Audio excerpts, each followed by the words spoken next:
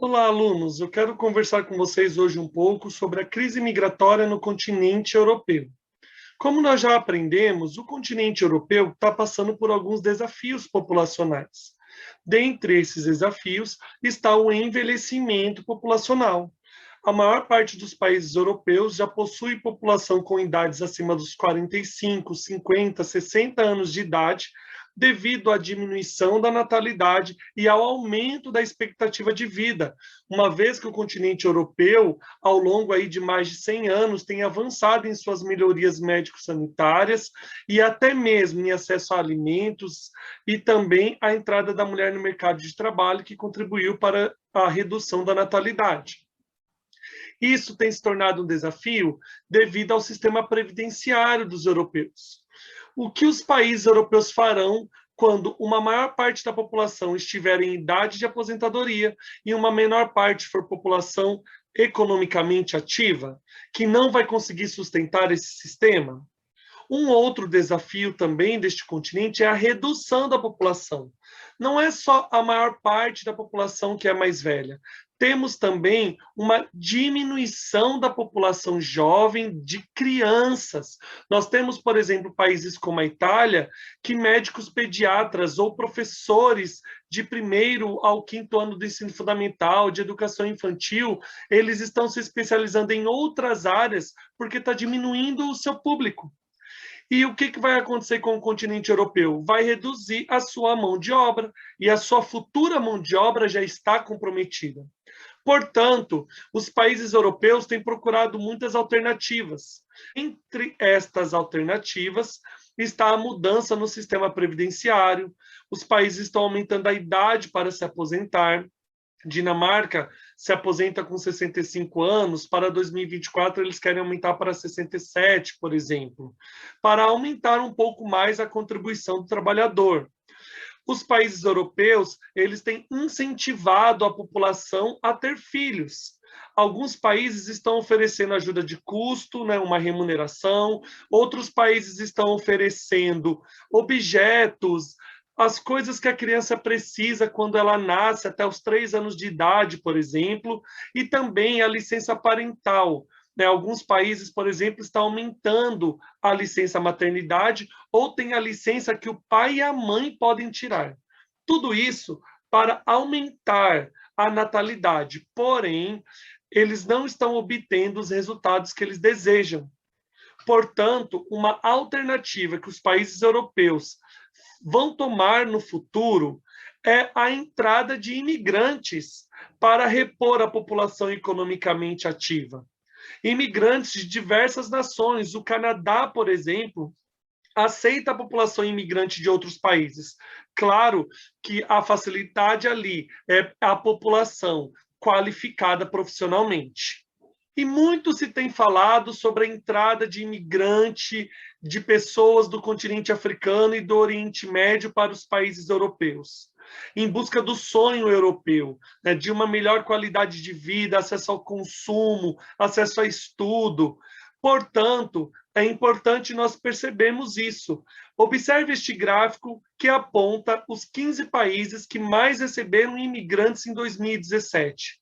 Está ali Estados Unidos em primeiro lugar, continente americano, Arábia Saudita em segundo lugar, Oriente Médio na Ásia, Alemanha, Europa, Rússia, Reino Unido, países europeus, Emirados Árabes Unidos, Oriente Médio na Ásia, França, país europeu, Canadá, continente americano, Austrália, Oceania, Espanha, continente europeu, como a Itália também. No sul da Ásia, Índia, por exemplo, o leste europeu, Ucrânia, Turquia, que está na Ásia, e a África do Sul, que está ali no sul do continente africano. Nós podemos perceber aí que, apesar de terem países europeus que são atrativos para os imigrantes, não são somente os países europeus que os recebem. Outras nações também têm se tornado atrativas, seja porque são países desenvolvidos, então as pessoas vão em busca na esperança de melhores condições de vida, ou seja, porque o único país que ela consegue ir é aquele que está do lado de seu país, como acontece em nações africanas, por exemplo. Os deslocados internos. Essa população, para fugir das guerras, o máximo que ela consegue ou é mudar de região no seu país, ou ir para o país vizinho. Contudo, um perfil de imigrante tem se destacado nos últimos anos, que é o que nós chamamos de refugiados. Os refugiados são imigrantes que estão mudando de seu país de origem em busca de sobrevivência. Ele está em uma situação que, no seu país de origem, ele corre risco de vida, seja porque esse país está em guerra, ou porque ele está sofrendo uma perseguição política ou religiosa. Isto é, a situação que ele está sofrendo no seu país de origem o força a sair na busca de sobrevivência, como nós temos assistido nos últimos anos os sírios, devido à guerra da Síria desde 2010. Nós temos visto também no continente africano muitos tentando atravessar o mar Mediterrâneo em direção à Europa, devido aos constantes conflitos das nações africanas. E nós temos visto aqui na América do Sul, por exemplo, venezuelanos, que, devido à crise política e econômica que a Venezuela tem passado nos últimos anos, em busca de alimento, em busca de sobrevivência, eles têm vindo para nações como Brasil, Colômbia e até mesmo Argentina. Mas é importante você observar esse gráfico. Perceba aí os 10 países que acolheram o maior número de refugiados em 2016. Veja neste gráfico que o único país europeu que tem recebido refugiados dentre esses 10 é a Alemanha.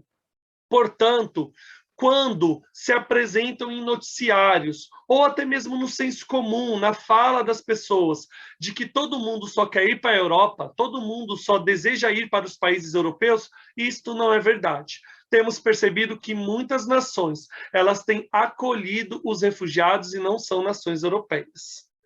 Não são os países europeus que mais recebem imigrantes. Então, existe uma crise migratória? Porque o discurso dentro das nações europeias é de que eles estão recebendo contingentes populacionais todos os dias, e isso é uma crise, porque o mundo inteiro está buscando a Europa como alternativa. Portanto, percebemos neste gráfico anterior que isto não é uma realidade.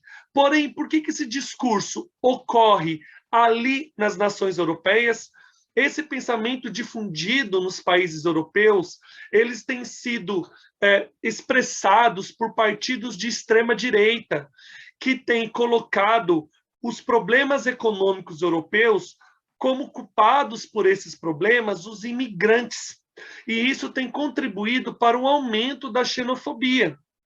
Xenofobia é a aversão ao imigrante, e ela se manifesta muitas vezes como uma agressão verbal e até mesmo uma agressão física.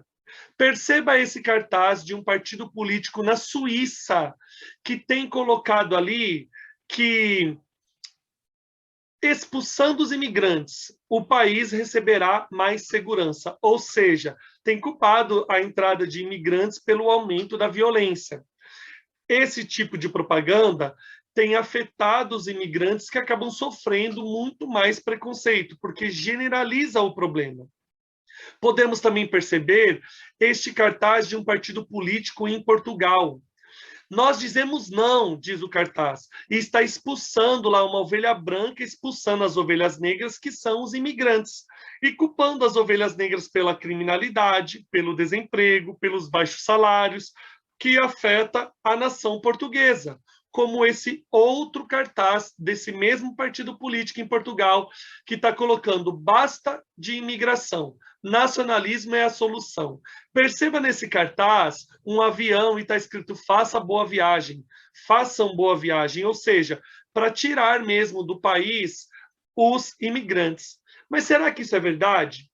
Será que os problemas dos países europeus é de responsabilidade dos imigrantes? É porque os imigrantes estão entrando nesses países, roubando o emprego dos europeus? Bom, nós já aprendemos em outras aulas que muitos motivos dos problemas econômicos dos países europeus estão ligados à crise da população, os desafios populacionais ali, o envelhecimento populacional que tem afetado o sistema previdenciário, a redução da natalidade que está diminuindo uma futura mão de obra europeia, além de outras crises econômicas ligadas ao mercado, como a crise de 2008, por exemplo. Ou seja, os verdadeiros problemas econômicos dos países europeus têm outros motivos pelos quais eles causam do que culpar o imigrante por eles. O que políticos ou outras pessoas alegam a respeito do imigrante ali nas nações europeias? Primeiro, que os imigrantes estão tirando os empregos dos europeus. Porém, isto não é uma verdade. Nós podemos perceber ao longo da história, nas nações europeias, principalmente após a Segunda Guerra Mundial, que entraram muitos imigrantes na ajuda da reconstrução dos países europeus, que esse imigrante, ele ocupa serviço que os europeus não desejam mais realizar, que são serviços de baixa qualificação profissional, de baixos salários, considerados trabalhos pesados. Porém, o que acontece hoje? Esse europeu que está desempregado, quando ele olha para o imigrante que está cumprindo este trabalho de balconista, de açougueiro, de jardineiro, ele está falando assim, olha, o cara ali está tomando meu emprego. Só que isso não é verdade, porque ele já não exercia essa função. Também, eles alegam que a entrada de muitos imigrantes, principalmente de países de cultura árabe e islâmica, está trazendo mudança nos costumes e na cultura europeia. Porém, será que isso é verdade? Bom, veja esse segundo quadro. O que realmente pode acontecer com a entrada dos imigrantes? Primeiro, imigrantes podem promover volta do crescimento econômico nos países europeus, uma vez que eles vão preencher várias vagas de trabalho, inclusive vagas de trabalho pesado, e podem reativar a economia. Segundo, mudança de costumes e cultura. Primeiro, é importante entender que a cultura não é imutável. Todas as nações recebem influência de outros povos, de outras culturas, até mesmo nas palavras que usam, na vestimenta, na alimentação. Então, esse hibridismo cultural ocorre em todas as nações. Segundo, muitas vezes, quando é abordado pelos partidos de extrema-direita que as nações europeias estão sofrendo uma mudança cultural, isso acaba reforçando um preconceito contra aquele que é islâmico. Então, a Europa, que é historicamente cristã, está sofrendo uma grande entrada de islâmico. Porém, o que os europeus não estão considerando é o seguinte, que o islâmico, o árabe que é islâmico também, por exemplo, ele sofre uma secularização à medida que amplia o seu acesso econômico e o seu acesso aos estudos, como aconteceram até mesmo com os cristãos europeus. Então, essa visão do radicalismo islâmico acaba se tornando uma visão preconceituosa porque não corresponde à realidade da maioria dos islâmicos. E reforçando, esse islâmico, quando ele sofre essa secularização, que se deve a ele estudar, realizar curso superior, ter contato com outras culturas, ter uma renda melhor, por exemplo, ele acaba tendo uma menor influência da religião em seu estilo de vida e acaba não sendo radical. Portanto, isso está acontecendo na Europa e deve ser considerado. Ou seja, pode até existir uma mudança na cultura, ou uma influência, um contato com uma outra cultura, mas não uma grande transformação, como muitos temem. E também, os europeus não podem manter um pensamento etnocêntrico, de que uma cultura superior ou a melhor cultura que existe é a cultura europeia. Esse eurocentrismo, como aprendemos em outras aulas. Por fim, devido à xenofobia nos países europeus, associada à crise econômica, a esses discursos dos partidos de extrema-direita, muitas nações europeias estão desejando mudar as regras do espaço Schengen. Do que se trata o espaço Schengen? As nações europeias fazem parte de um bloco econômico que leva o nome de União Europeia. Dentro desses acordos da União Europeia, que está a moeda única do euro, por exemplo, livre circulação de mercadorias e capitais, também existe a livre circulação de pessoas. Como vocês podem ver nesse mapa, que está na cor verde clara, são países da União Europeia que fazem parte do espaço Schengen, ou seja, pode existir ali uma livre circulação de pessoas. Devido à entrada de imigrantes nas nações europeias, muitas nações estão mudando essas regras do espaço Schengen para evitar a livre circulação de pessoas entre uma nação e outra, evitando assim uma maior entrada de imigrantes. Bom, o que reserva o futuro para os países europeus? Eles, apesar de resistirem à entrada de imigrantes, necessitarão deles. As nações europeias necessitarão dos imigrantes para o seu mercado de trabalho. Portanto, isso é um desafio para essas nações, para esses governos, para as populações europeias refletirem, é um desafio para o mundo, porque também é importante compreender que não existem seres humanos ilegais.